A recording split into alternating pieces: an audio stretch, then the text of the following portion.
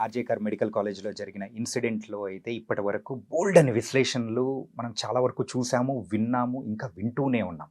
కాకపోతే అక్కడ జరిగిన సీన్ టు సీన్ ఏం జరిగింది? ఎలా మొదలైంది? అక్కడ ఎవరెవరు ఇన్వాల్వ్ అయ్యారని చెప్పేసి మీ విశ్లేషణ ద్వారా మన ప్రేక్షకులు కూడా వినాలనుకుంటున్నారు.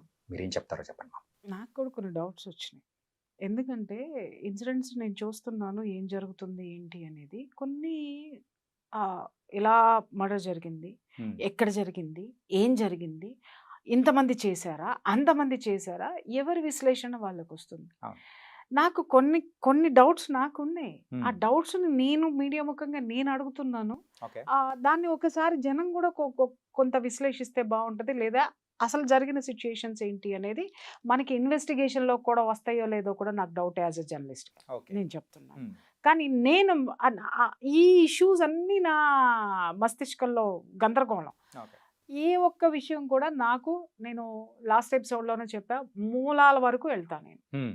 అది ఏంటనేది తెలుసుకునేదాకా నేను నిద్రపోను. నాకు హ్మ్. నిద్ర పట్టదు. నిద్రపోను కాదు, నాకు నిద్ర పట్టదు. హ్మ్. వాస్తవం నేను అనుకున్నాను, నాకు ఆ డౌట్ వచ్చిందంటే, నా డౌట్ క్లియర్ అయ్యేంత వరకు నేను సెర్చ్ చేస్తానే ఉంటా. ఓకే. ఆ విధంగా నా మిత్రులు ఎవరైతే ఉన్నారో చెప్పాను గదా! హ్మ్. నాకు యాస్ ఎ జర్నలిస్ట్‌గా ఐ హావ్ సర్కిల్. హ్మ్. సో, దాన్ని బట్టి నేను అలా నా ఇన్వెస్టిగేషన్‌లో నాకు తెలిసినటువంటి సమాచారం ఓకే. తీసుకుంటే, నాకు వచ్చినటువంటి డౌట్స్ ఏంటంటే, ఆ అమ్మాయిని హాల్‌లోకి తీసుకొనెళ్ళి ఈ విధంగా ఒకరా, ఇద్దరా, ఎంతమంది సెమినార్ హాల్‌లో ఆమె ఇలా జరిగింది. యాహ్!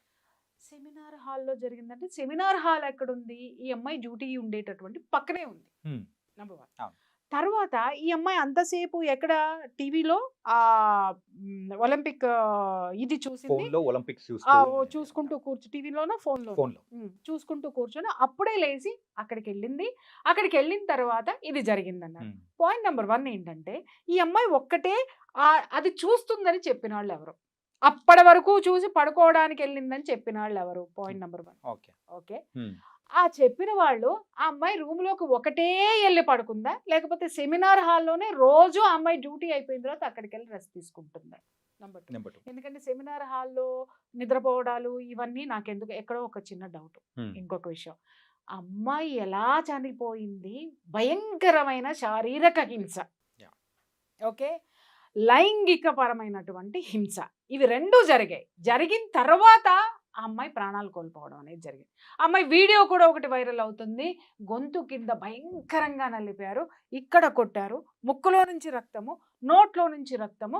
ఆ అమ్మాయి వీడియో తీసుకునేటటువంటి వెసులుబాటు, ప్రాణము, చలనము ఆమెలో ఉండగా, హ్మ్. ఈ అమ్మాయి అంత దెబ్బలు కొడుతున్నప్పుడు చాలామంది చెప్తున్నారు గట్టిగా పట్టేసుకొని ఉండుంటారు. కాబట్టి వచ్చినాడు కొట్టేసాడు అనేసి. గట్టిగా పట్టుకొని ఉన్నప్పుడు కొట్టేసిన తర్వాత వీడియో ఎలా తీసుకోగలిగింది ఆ అమ్మాయి? నంబర్ 1. హ్మ్. రెండోది అసలు నేను చెప్తున్నది సరే ఆ అమ్మాయిని అలా పట్టుకొని కొట్టేశారు అబ్బాయి. బాగా కొట్టేశారు. అందరూ పట్టుకున్నారు. ఒక్కొక్క వేలుకి ఒక్కొక్కడు ఉన్నాడు అనుకుందాం. కాలుకొకడు, వేలుకొకడు, చెయ్యికొకడు, పొట్టకొకడు అందరూ ఉన్నారు. ఈళ్ళు కొట్టేశారు. కొట్టిన దెబ్బల శబ్దం ఎవరికి వినపడలేదా? రైట్. ఇంకొకటి. హ్మ్. ఆ అమ్మాయి ఎన్ని గంటలకెళ్ళింది? 3 గంటల పాటు ఈ నరకం చవి చూసింది. లేదా 45 నిమిషాల పాటు నరకం చవి చూసింది అన్నారు. ఈ శబ్దాలు, అలజడులు ఏమి రాలేదా? ఆ అమ్మాయి రూమ్‌లోకెళ్ళింది. స్పృహ లేకుండా నిద్రపోతుందనే అనుకుందాం. హ్మ్. నిద్రలో ఎవరైనా మొఖము, కాళ్ళు, చేతులు అన్నీ కట్టేసేసి మీరన్నట్టు పట్టుకొని కడితే ఇలాంటివి రావు. ఓకే. ఆడు సింపుల్‌గా దుప్పటి పెట్టేసి, దిండడ్డం పెట్టేసి చంపేత్తాడు. హ్మ్. ఓకే. లేదా నోరు మూసేసి అత్యాచారం చేసేసి గొంతు నులిమేసి ఎళ్ళిపోతాడు. ఎప్పుడు బ్లీడింగ్‌లొస్తాయి? ఎప్పుడు కొట్టడం జరుగుతది? తప్పించుకోవడానికి ప్రయత్నించినప్పుడు మాత్రమే ఇంత భయంకరమైనటువంటి గాయాలవుతాయి. అవునా? యాహ్! కాదా? అవును. అంటే ఆ అమ్మాయి థ్రెటన్ చేసింది. థ్రెటన్ చేసినప్పుడు ఆ రూమ్‌లో వస్తువులేమి కదల్లేదా? ఏమి ద బ ఇప్పుడు ఈ రూమ్‌లో ఉన్నావు. నేను పారిపోవాలి. లేదా నేను నిన్ను కొడుతున్నా. నువ్వు పారిపోవాలి. పారిపోయేటప్పుడు ఇది తగలదా? తగులుతుంది. ఆ! ఇది కింద పడదా? పడదు. ఇక్కడ దీని మీద ఉన్న వస్తువులు డిస్టర్బ్ అవ్వవా? ఆ కుర్చీ ఇవతల కన్నా లాగవా? కొంచెమన్నా లాగవా? ఆ ప్రతిఘటించేటప్పుడు ఖచ్చితంగా ఏదో ఒకటి ఉంటుంది. ప్రతిఘటించేటప్పుడు ఖచ్చితంగా అక్కడ అలజడి అనేది ఉంటుంది. హ్మ్. ఆ హాల్‌లో ఖచ్చితంగా ఉంటుంది. అవేమీ లేవా? హ్మ్.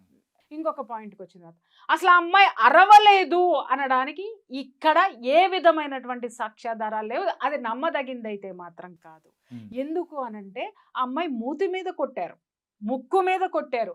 మూతి మీద కొట్టారు అనంటే ఎవడన్నా చేయి పెట్టి ఉన్నాడు అరవకుండా అంటే వాడి చేతికి తగులుతుంది, కానీ అమ్మాయి చేతికి అమ్మాయి మూతిలో నుంచి బ్లడ్ రాదు కదా. Yeah. అంటే మూతి మీద నుంచి చేయి తీసేశారు కదా, తీసేసినప్పుడు కొట్టినప్పుడు అమ్మాయి అరవాలి కదా, అరిచినప్పుడు బయట ఎవరికి వినపడలేదా? ఇంకొకటి వినపడలేదు అనుకుంటాను కదా, పగలపూట కాదే రాత్రిపూట పిన్ డ్రాప్ సైలెన్స్గా ఉంటుంది. ఇంకొకటి అది గవర్నమెంట్ హాస్పిటల్, ఉమ్, 24/7 ఏదో ఒక కేసు యాక్సిడెంట్లనో ఇంకొకటనో వచ్చి పోతానే ఉంటారు జనం యొక్క అలికిడి ఉంటుంది.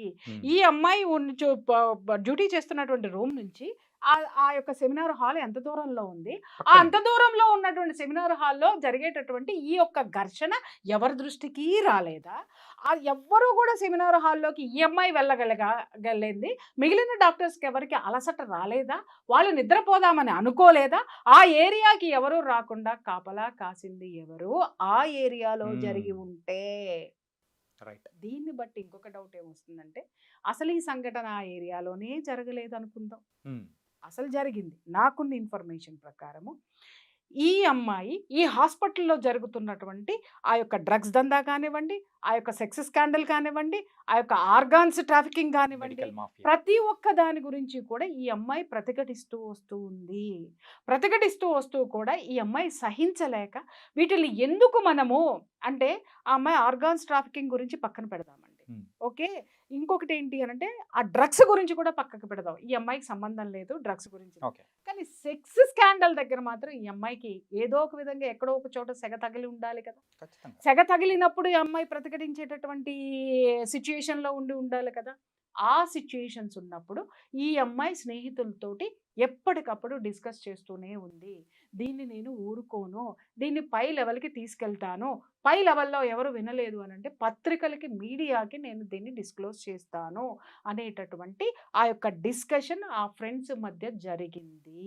Yes. కొన్నాళ్ళుగా జరుగుతూ ఉన్నప్పుడు ఈ అమ్మాయిని బెదిరించడానికి ఈ సంఘటనకి ముందు కొన్ని ఇన్సిడెంట్స్ జరిగాయి. ఏంటంటే ఆ అమ్మాయి కారు పగలగొట్టడము, అవును. లేకపోతే ఆ అమ్మాయి పోయేటప్పుడు ఇబ్బందులు కలగజేయడము, ఆ అమ్మాయికి డ్యూటీలు వేయడంలో మనం చెప్పాం కదా భయంకరమైనటువంటి సాడిజాన్ని చూపించడం అనేది జరిగింది.